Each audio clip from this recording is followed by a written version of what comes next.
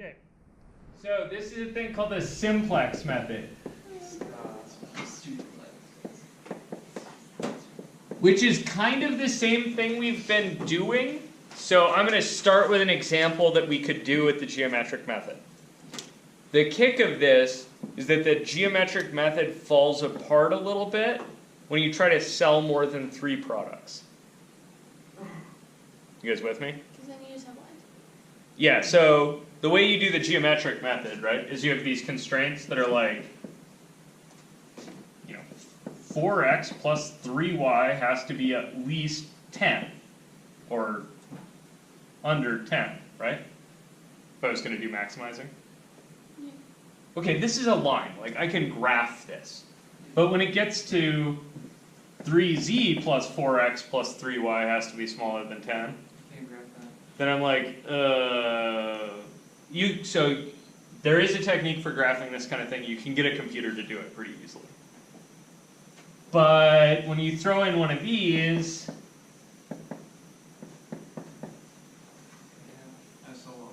then all of a sudden you're totally SOL, right?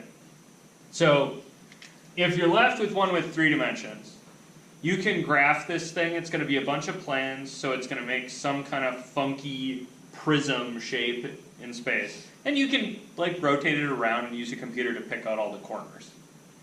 With this 4-dimensional one, you're not going to be able to pick out the corners. And how many businesses do you know that make 2 or less products? In-N-Out Burger. So even In-N-Out Burger sells burgers and shakes and pop and fries and coffee. Right? They don't make their stuff. What shake weights? They sell. But they still sell, yeah. So you might be able to get away with a company that does Just sell shake weights. shake weights. Yeah, sure. How profitable like that? Okay, so Is this the one where you have the... wait. Go. What was your question? Is this like the thing where you have the x squared and No. stuff like that? It's all these things, and then you take all the numbers on this side, and you multiply them all through. Oh, yes. It is? Kind of. Yeah, so this is going to be a thing where we make a big, big table of stuff. Yeah, that's what So let me give you an example. So the state released a new funding formula recently, and I've kind of paraphrased it into a problem for this. So let's suppose that we give 2 kinds of degrees, right? We give little degrees and big degrees.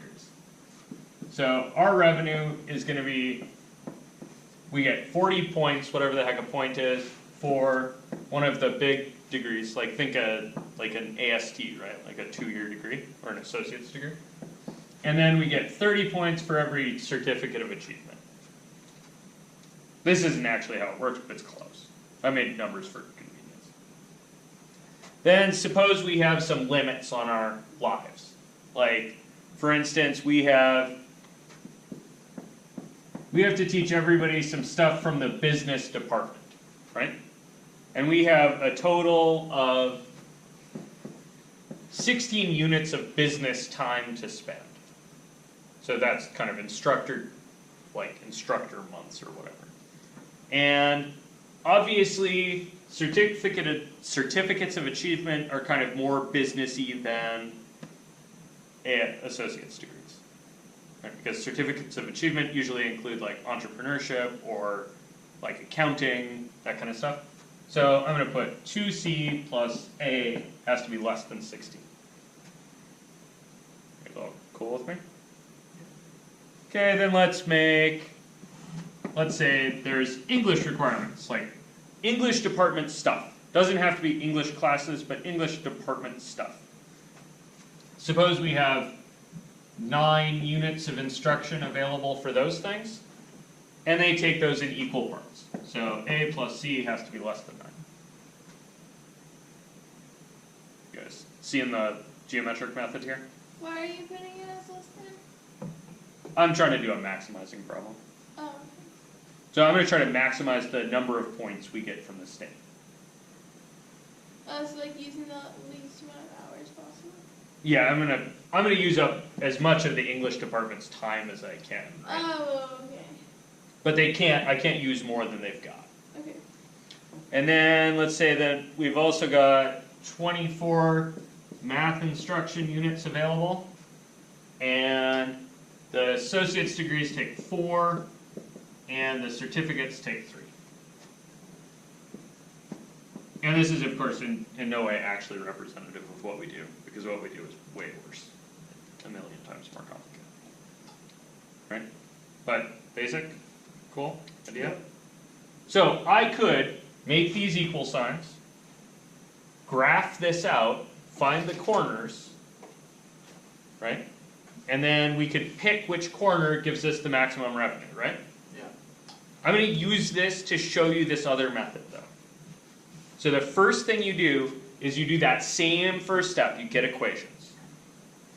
Cool? So I got equations.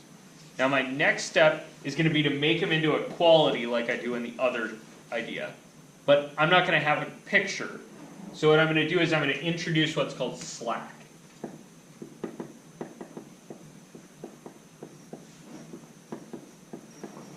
Oh, and I should keep a running tally of what I'm doing. Okay, step 1. Equations. Well, step 1, inequalities. Step 2, slack. Okay, so the way you add slack is you say, this thing's already an equality, so I'm going to leave it alone. So R is going to be 40A plus 30C. So leave that guy be. This thing is an inequality right now. You guys all see that? My business equation is kind of an inequality. I would like to make it actually an equation. So what I need is something to take up this less than or equal to nonsense. So what I'm going to do is I'm going to say I have A plus 2C plus S1 equals 16. So S1 is just the amount of English time that I haven't used. You guys see that? It's just the slack in here. It's how much you are underneath 16. You guys see that? That seems really, really scary right now, yeah? Yeah. Okay.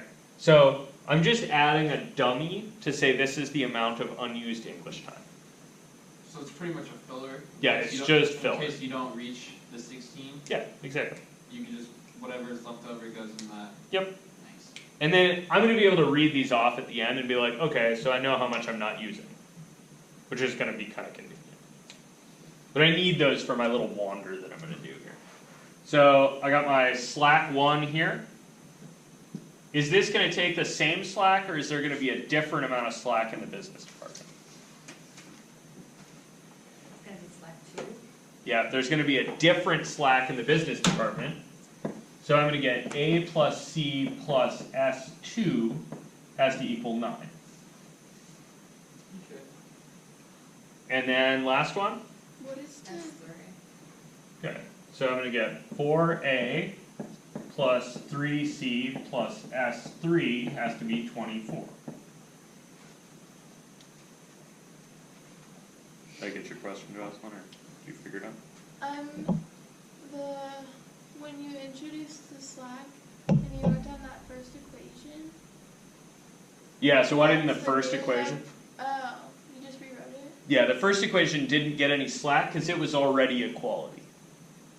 Got it. You guys see that? I'm trading this less than or equal sign for an equal sign and some number I don't know. Same thing here. This less than or equal sign turned into an equal sign and some number I don't know. Okay. It's all good? Yeah. Okay, then you take this stuff and you make what's called a simplex table. Okay? So I'm going to dump my equations and I'm going to make my simplex table.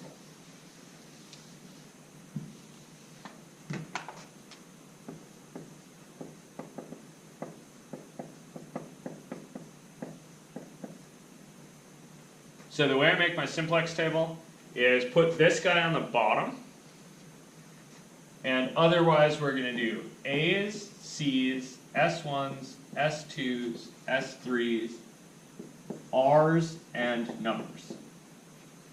Woof. This is going to be like an augmented matrix.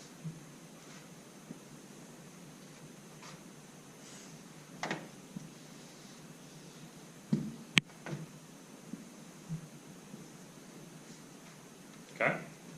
So what are my numbers? You guys see the numbers on the right hand side there? So I think my numbers are going to be 16, 9, and 24.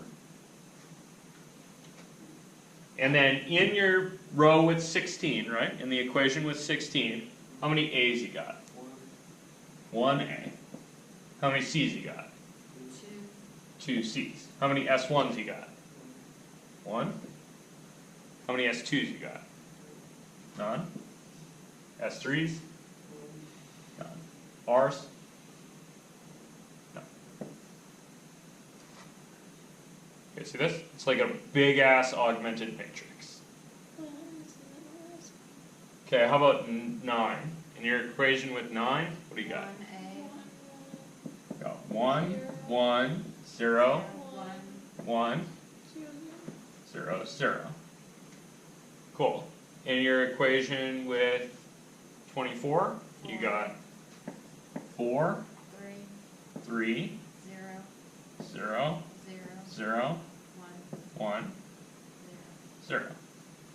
Okay, then the hardest thing to remember is that you have to rearrange this guy. So, I need to get, I want something with an R, right? So I'm going to bring everything to the R side of the equation. It has to come to the R side because the way I'm going to teach you to look at this has to have everything come to R. So you're going to do R minus 40A minus 30C equals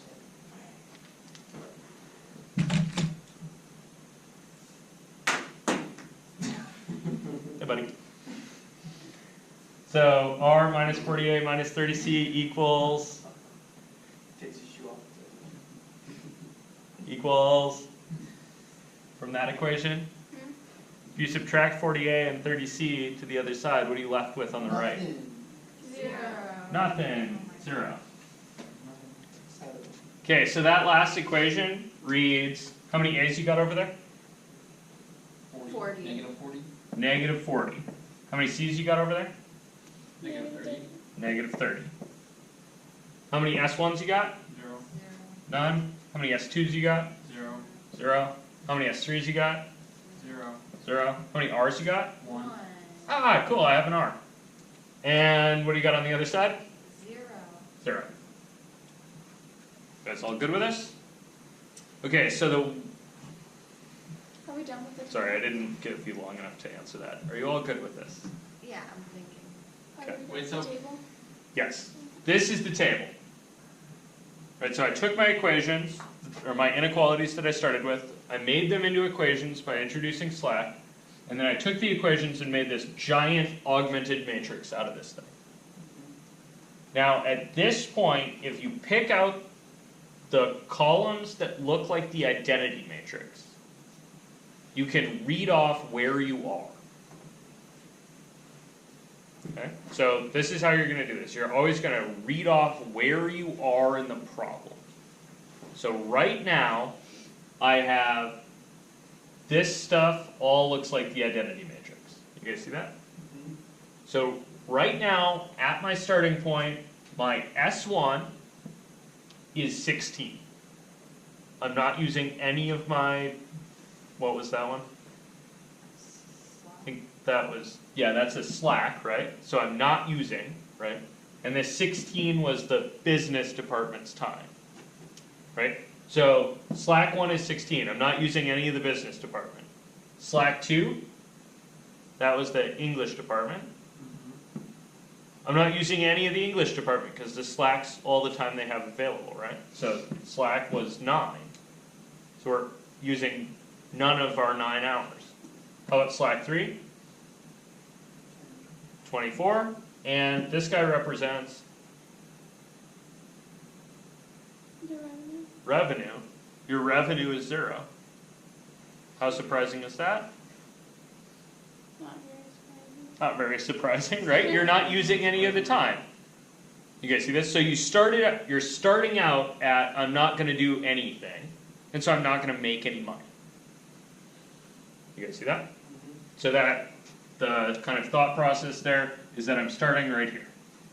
So you put the equation that's already an equality on the bottom. Yep. Of the matrix. Yep, and the one with an R in it, right, or the one with the thing you're trying to maximize needs to go in the bottom. What is that stuff called that you did in the red? What do you call it? This stuff? Yeah. I don't know. That was part of The my, bottom one. oh, this guy? Yeah, that you got out of that.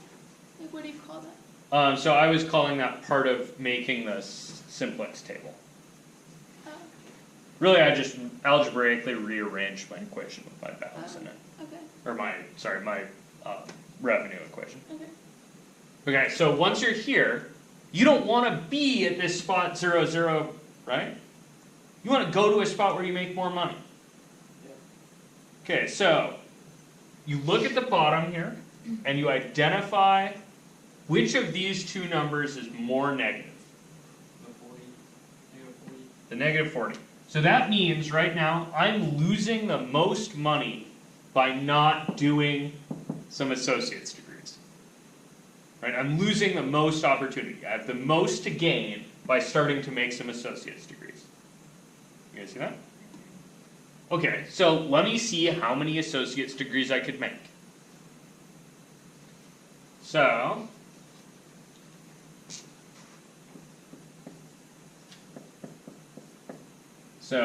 the biggest payoff column. So I ID'd my biggest payoff column.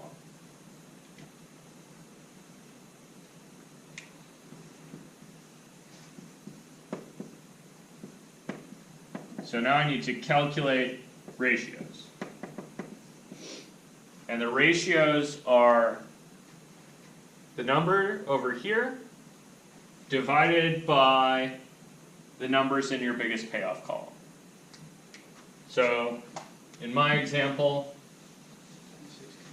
those are going to be 16 divided by 1. Right, that's this 16 divided by this 1. Then I need 9 divided by 1. And I need 24 divided by 4. Okay, so those are 16, 9, and 6. So this number here has the smallest ratio, and it's in the biggest payoff column. So what I'm doing here with these ratios is I'm finding which constraint is the most constraining. Right? Which thing am I going to run out of first? So that'd be the smallest number, obviously. Yep, so the smallest number is the one you're going to run out of first. So this is, I can only make 6 associate's degrees with the amount of math instruction I have available. You guys see that? Okay, so your next step is going to be to make this thing's called a pivot.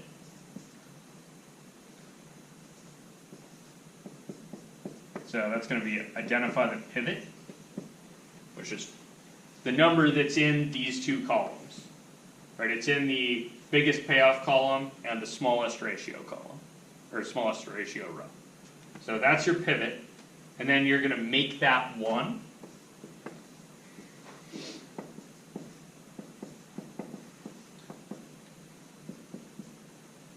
And eliminate.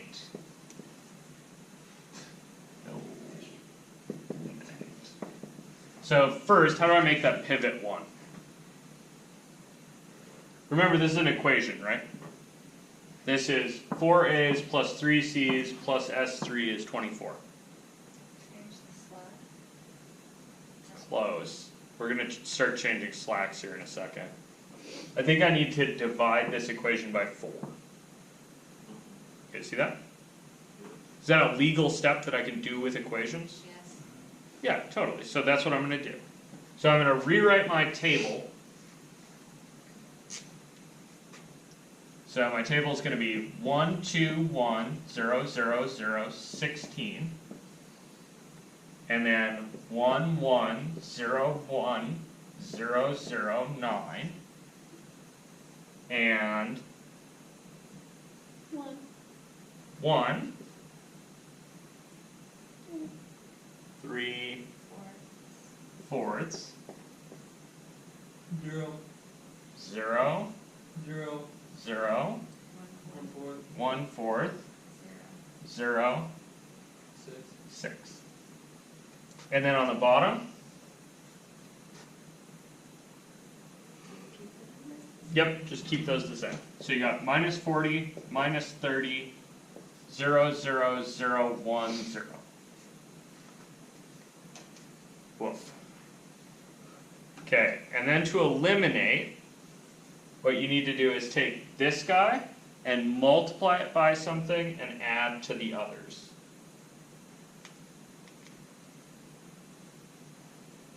Does that make sense? You need this to be bigger.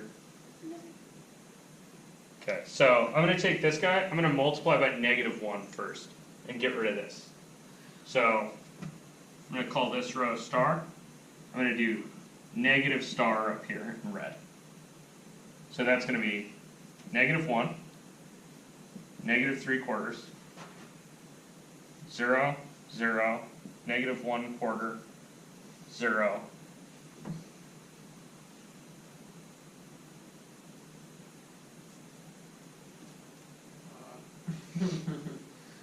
So all I'm doing is taking all this stuff and flipping the 6. sign.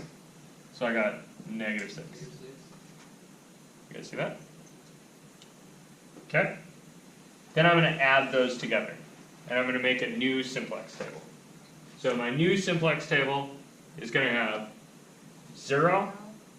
2 minus 3/4 is 5/4.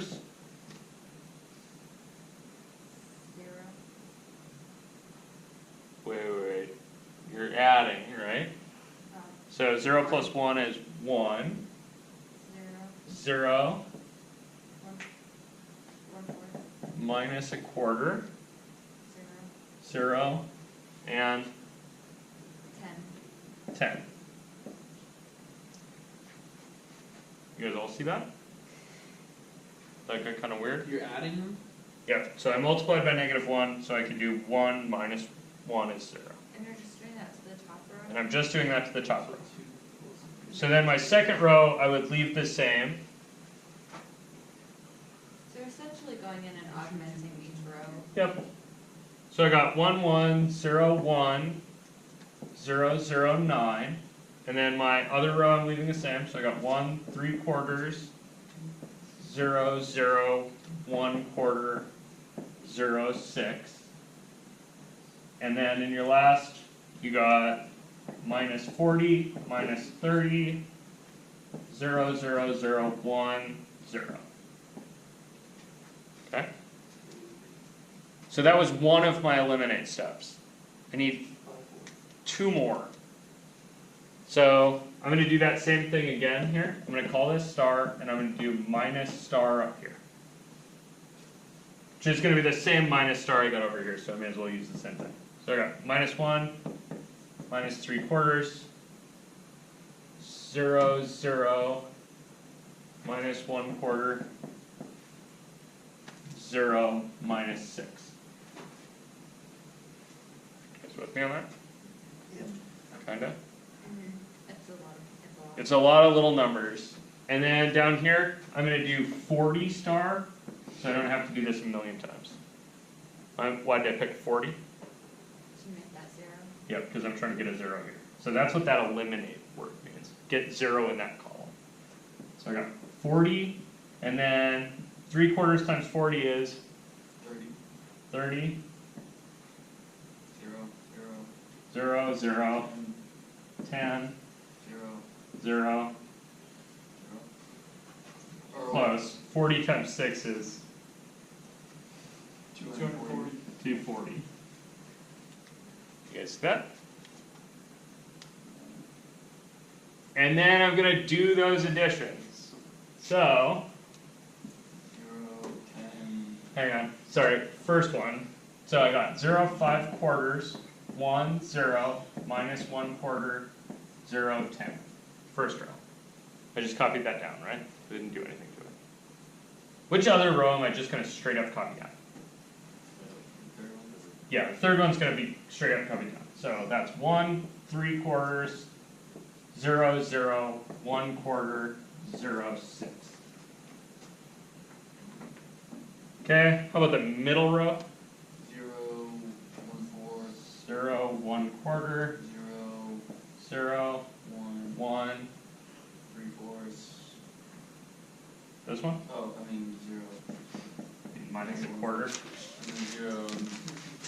0 and 3. 3. Yeah, you have to be really slow with your arithmetic here, right? And then bottom row, 40 minus 40 is 0. 30 minus 30 is 0. 0. 0 plus 0 is 0. 0. 0 plus 0 is 0. 10 plus 0 is 10.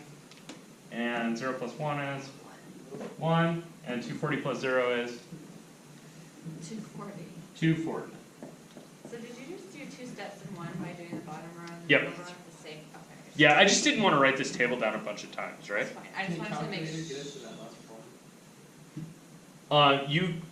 I don't think the TI-83s have the ability to do the simplex tables. So, It's a lot of, yeah, it's a lot of arithmetic, right? and bookkeeping. And bookkeeping, yeah. I like the geographical method better. Yeah, the geometric method is way easier, right? Until you get to 4 variables, and then you're like, eh. Are we going to be getting Right. more variables in this class? I'm going to ask you to do one of these on the exam. Or at least parts of one of these. Did you record this in the GoPro? Yes. And I'm also going to email you guys a link to the other lecture that I've got for this, so you can watch a different presentation if you want. So what's Okay, the because I realize this is hard. Like, this is straight up the hardest thing we learn in this course. And mostly it's just because you have to keep track of all the little numbers. But there's a punchline here at the end, which is pretty cool. So, you guys see how I don't have any negative numbers in that bottom anymore? Yes. So what that means, right, is that I'm done. Give your slack. Because I'm looking for a bigger payoff, right? So after you're done with eliminate here, normally you'd go back to step 4.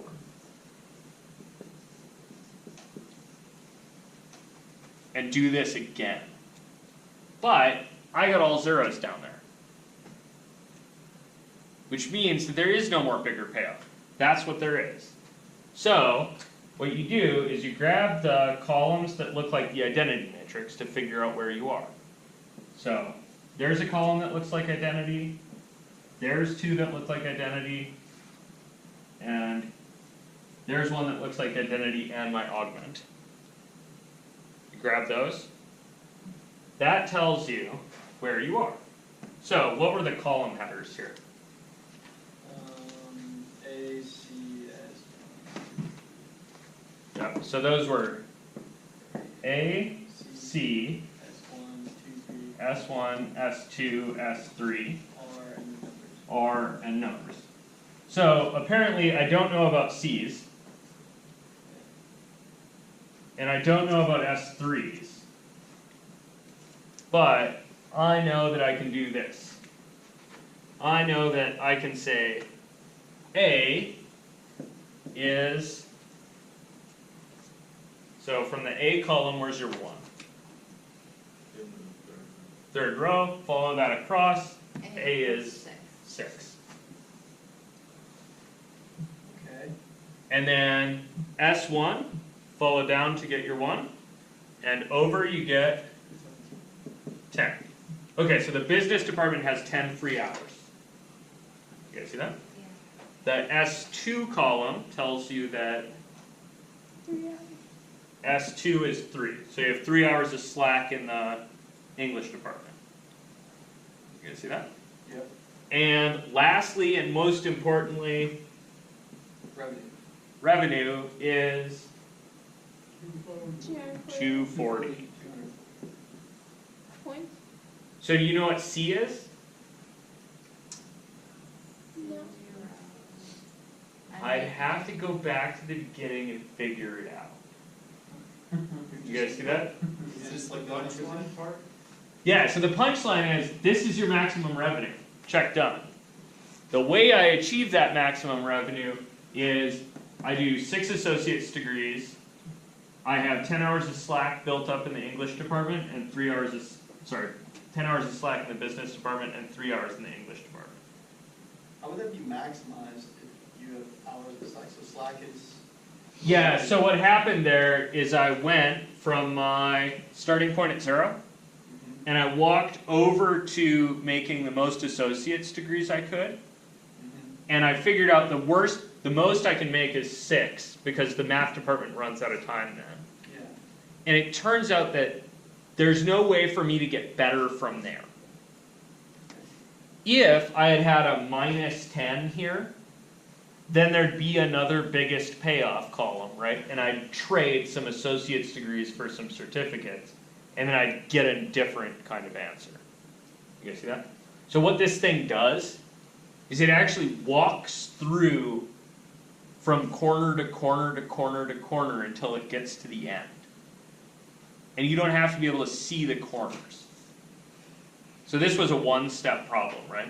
But if I had gotten a minus number here, I'd go back to step 4, and I'd start IDing my biggest payoff, calculate my ratios, do my eliminate, all of that jazz. And that would bring me to another corner. And then I would see if I was done there. And if I wasn't done there, I'd walk to yet another corner. Right? And the cool thing is you don't have to be able to see it. So this doesn't have to be 2-dimensional, you can do this in 5-dimensional space. So like a practical use of this, to say you're